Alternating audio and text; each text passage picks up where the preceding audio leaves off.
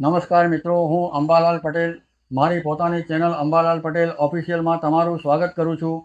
મિત્રો, અત્યારે ગુજરાતના ખેડૂતો માટે આગામી 15થી 20 દિવસ ખૂબ જ મહત્ત્વના સાબિત થવાના છે. કારણ કે અરબી સમુદ્રમાં બનેલી એક મોટી એન્ટી સાયક્લોનિક સિસ્ટમના કારણે ચોમાસાની ગતિમાં અચાનક મોટો ફેરફાર આવ્યો છે. થોડા દિવસ પહેલાં સુધી એવી મજબૂત સંભાવનાઓ વ્યક્ત કરવામાં આવી રહી હતી કે 26 મે સુધીમાં કેરળની અંદર ચોમાસું સત્તાવાર રીતે બેસી જશે અને ત્યારબાદ ખૂબ ઝડપથી કર્ણાટક, ગોવા અને મહારાષ્ટ્ર તરફ આગળ વધશે. પરંતુ કુદરતના નિયમો ઘણી વખત છેલ્લી ઘડીએ બધું બદલી નાખતા હોય છે અને હાલમાં પણ કંઈક આવી જ પરિસ્થિતિ સર્જાઈ છે. અરબી સમુદ્રના ઉપલા લેવલે એક શક્તિશાળી એન્ટી સાયક્લોનિક સિસ્ટમ સક્રિય થઈ ગઈ છે અને આ સિસ્ટમ ચોમાસાના ભેજવાળા પવનોને આગળ વધતા રોકી રહી છે, જેના કારણે ચોમાસું હાલ કેરળના દરવાજા સુધી આવીને અટકી ગયું છે. હવે લેટેસ્ટ અપડેટ મુજબ આજે અથવા આવતીકાલ સુધીમાં કેરળની અંદર ચોમાસાની સત્તાવાર એન્ટ્રી થઈ શકે તેવી શક્યતાઓ છે. પરંતુ અગાઉ જે ઝડપ હતી તેમાં હવે સ્પષ્ટ ઘટાડો જોવા મળી રહ્યો છે.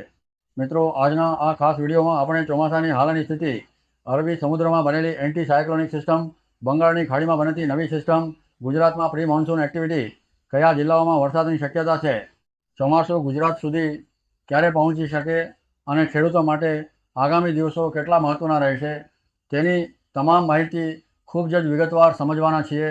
એટલે વિડીયોને અંત સુધી જરૂર જોતા રહેજો. મિત્રો, સૌ પ્રથમ વાત કરીએ હાલ ચોમાસું ક્યાં પહોંચ્યું છે તેની. હાલમાં ચોમાસું અરબી સમુદ્રના દક્ષિણ ભાગમાં સક્રિય છે અને કેરળના કિનારાઓની ખૂબ નજીક આવી ગયું છે. પરંતુ હજુ સુધી સત્તાવાર રીતે ચોમાસાની જાહેરાત કરવામાં આવી નથી. તેનું મુખ્ય કારણ છે અરબી સમુદ્રમાં બનેલી એન્ટી સાયક્લોનિક સિસ્ટમ. હવે ઘણા મિત્રો પૂછતા હોય છે કે આ એન્ટી સાયક્લોનિક સિસ્ટમ શું હોય છે અને તે ચોમાસાને કેવી રીતે અસર કરે છે. તો સરળ ભાષામાં સમજીએ તો જ્યારે કોઈ વિસ્તારમાં ઉપલા લેવલે હાઈ પ્રેશર એટલે કે ઝાંચા દબાણવાળી સિસ્ટમ બને છે ત્યારે ત્યાં હવાના પ્રવાહો બહારની તરફ ફેલાતા હોય છે. આ પરિસ્થિતિમાં ભેજવાળા પવનોને અંદર પ્રવેશવામાં મુશ્કેલી પડે છે. હાલમાં અરબી સમુદ્રમાં ઈરાન અને ઓમાન વચ્ચેના સમુદ્રી વિસ્તારમાં આવી એક શક્તિશાળી હાઈ પ્રેશર સિસ્ટમ સક્રિય થઈ છે, જેના કારણે અરબી સમુદ્રમાંથી આવતા ભેજવાળા ચોમાસાના પવનો આગળ વધી શકતા નથી. સાથે સાથે ઉપલા લેવલે જેટ સ્ટ્રીમ પણ એવી દિશામાં વહી રહી છે કે તે ચોમાસાની ગતિને ધીમી બનાવી રહી છે. આ બંને પરિબળોના કારણે ચોમાસું હાલમાં અટકી ગયું છે. મિત્રો, હવામાન વિભાગના મોડેલ મુજબ આ એન્ટી સાયક્લોનિક સિસ્ટમ હજુ થોડા દિવસ સુધી અસરકારક રહે છે, પરંતુ ધીમે ધીમે તે નબળી પડવા લાગશે. ખાસ કરીને 28 મે પછી પરિસ્થિતિમાં મોટો ફેરફાર જોવા મળી શકે છે, કારણ કે બંગાળની ખાડીમાં એક નવી સિસ્ટમ વિકસિત થઈ રહી છે. આ સિસ્ટમ હાલમાં ઉપલા લેવલે લો પ્રેશર તરીકે તૈયાર થઈ રહી છે, પરંતુ આગળ જઈને તે વધુ મજબૂત બની શકે છે. હવામાન નિષ્ણાતો માની રહ્યા છે કે આ સિસ્ટમ ડિપ્રેશન અથવા વાવાઝોડાના સ્વરૂપમાં પણ પરિવર્તિત થઈ શકે છે. હવે ઘણા મિત્રો વિચારતા હશે કે બંગાળની ખાડીમાં બનતી સિસ્ટમનો અરબી સમુદ્ર અને ગુજરાત સાથે શું સંબંધ. તો મિત્રો, ચોમાસું આગળ વધવા માટે સૌથી મોટું કામ ભેજવાળા પવનોનું હોય છે. જ્યારે બંગાળની ખાડીમાં મજબૂત લો પ્રેશર અથવા વાવાઝોડું બને છે ત્યારે તે આસપાસના વિસ્તારોમાંથી ભેજ ખેંચવાનું કામ કરે છે. આ કારણે અરબી સમુદ્રમાંથી પણ ભેજવાળા પવનો ભારત તરફ વધુ ઝડપથી આગળ વધે છે અને ચોમાસું સક્રિય થવા લાગે છે. એટલે હાલ બંગાળની ખાડીમાં બનતી સિસ્ટમ ચોમાસા માટે ખૂબ જ મહત્ત્વપૂર્ણ સાબિત થઈ શકે છે. હવે ગુજરાતની વાત કરીએ તો રાજ્યમાં હાલ ગરમી અને ભેજનું પ્રમાણ બંને વધી રહ્યું છે. ઘણા વિસ્તારોમાં બપોરના સમયે ભારે ઉકળાટ અનુભવાઈ રહ્યો છે અને આ પણ પ્રી મોન્સૂન એક્ટિવિટીની શરૂઆતનો સંકેત માનવામાં આવે છે. ગુજરાત હવામાન વિભાગે હવે ફરી એક વખત રાજ્યના કેટલાક જિલ્લાઓમાં વરસાદની આગાહી જાહેર કરી છે. ખાસ કરીને 30 મે, 31 મે અને 1 જૂન દરમિયાન ઉત્તર ગુજરાત, પૂર્વ ગુજરાત અને મધ્ય ગુજરાતના કેટલાક વિસ્તારોમાં ગાજવીજ સાથે વરસાદ પડી શકે છે. સાબરકાંઠા, અરવલ્લી, મહીસાગર, પંચમહાલ, દાહોદ, બનાસકાંઠા અને છોટાઉદેપુર જેવા વિસ્તારોમાં વીજળીના કડાકા ભડાકા સાથે વરસાદની શક્યતા વ્યક્ત કરવામાં આવી છે. સાથે સાથે અમરેલી અને ભાવનગરના કેટલાક વિસ્તારોમાં પણ હળવા વરસાદી ઝાપટા પડી શકે છે. મિત્રો, અહીં એક મહત્ત્વની વાત સમજવી જરૂરી છે કે આ વરસાદ ચોમાસાનો સત્તાવાર વરસાદ નહીં ગણાય. આ વરસાદને પ્રી મોન્સૂન એક્ટિવિટી કહેવાય છે.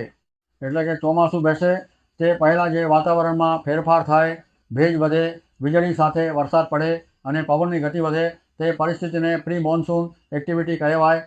આ દરમિયાન ક્યાંક ભારે વરસાદ પડે તો ક્યાંક માત્ર વાદળછાયું વાતાવરણ રહે તેવી પરિસ્થિતિ પણ સર્જાઈ શકે છે. કેટલાક વિસ્તારોમાં તો ગાજવીજ અને ભારે પવન સાથે આંધી જેવી સ્થિતિ પણ સર્જાઈ શકે છે. કારણ કે હાલ જે સિસ્ટમ સક્રિય થઈ રહી છે તે ઉપલા લેવલેથી ભેજ ખેંચી રહી છે, એટલે વરસાદનો વિસ્તાર એકસરખો નહીં રહે. જ્યાં ગાજવીજ વધુ બને છે ત્યાં વરસાદ વધુ પડી શકે છે. ત્યારબાદ મહારાષ્ટ્ર તરફ તેની ગતિ વધશે. 5 જૂન સુધીમાં મહારાષ્ટ્રના મોટા ભાગોમાં ચોમાસાની એન્ટ્રી થઈ શકે તેવી શક્યતા છે. મુંબઈની વાત કરીએ તો 8 અથવા 9 જૂન સુધી ચોમાસું મુંબઈ પહોંચી શકે તેવી સંભાવનાઓ વ્યક્ત કરવામાં આવી રહી છે. હવે સૌથી મોટો પ્રશ્ન ગુજરાતનો છે. ગુજરાતમાં ચોમાસું ક્યારે પહોંચશે તે અંગે હાલ લોકોમાં ભારે ઉત્સુકતા છે.